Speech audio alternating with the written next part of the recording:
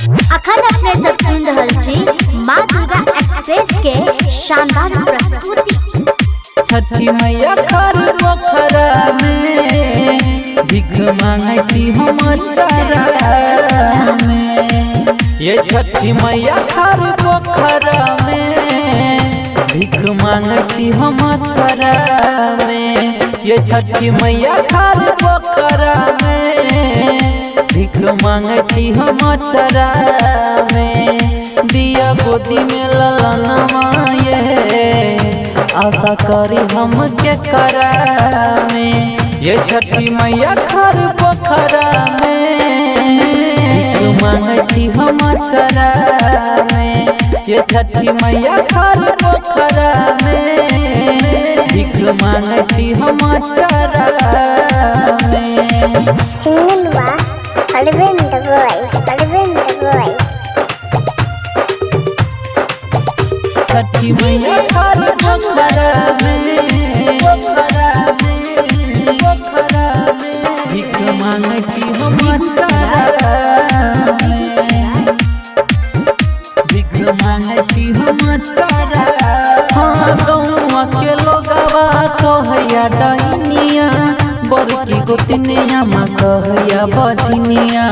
रोजगारिया बैया उल्हन सुना बैया सासु कही बोल बैया हमारा नागिनिया हमारा नागिनिया हमारा नागिनिया। हाँ गौवा के लोगवा कहैया डैनिया बड़की गोतनिया माँ कहैया बजनिया।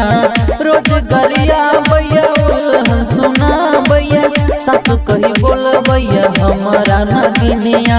ये छठी मैया मेरे जाबो गोसरा में भीख मांगे छी हम चरा में। ये छठी मैया खर पोखरा में भीख मांगे छी हम चरा में। भीख मांगे छी हम चरा में। अखन अपने सब सुन रहल छी माँ दुर्गा एक्सप्रेस के शानदार प्रस्तुति। छठी मैया खर पोखरा में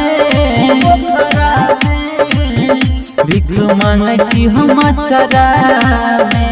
हेतै जे ललनवा त मूरन करैबै मूरन करैबै संगे नटुआ नचैबै।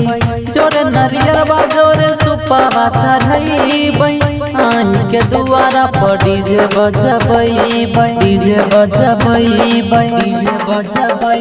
हाँ हेतै जे ललनवा त मूरन करैबै मूरन करबै संगे नटुआ नचैबै।